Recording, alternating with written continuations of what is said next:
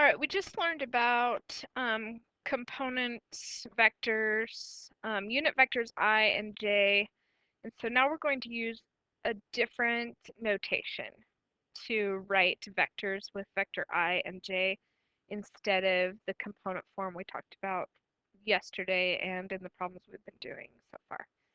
So this is just another way of writing it, another way that you'll see it in textbooks, and so it's just good to be familiar with all the different ways that you might use things. I do have a typo here where the k in this problem here looks like it's a vector. It's not supposed to be a vector.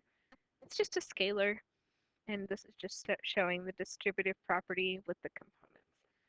So really this is everything we learned yesterday about adding and subtracting and multiplying by a scalar, except that we're doing it in this form with unit vector I and unit vector j instead of using those triangular bracket thingies.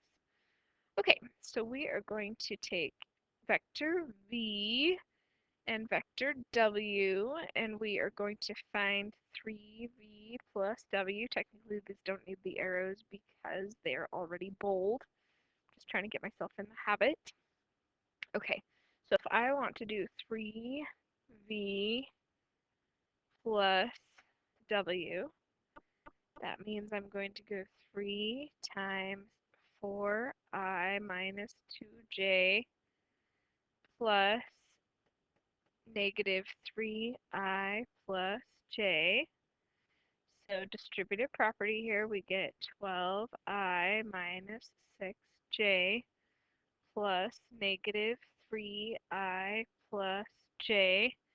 And we combine those together, so we get 9i minus 5j. So I think the reason we have this particular notation is that it's just very much like algebra properties. It makes more sense. We don't have to deal with those uh, strange brackets, the vector brackets we use when we do component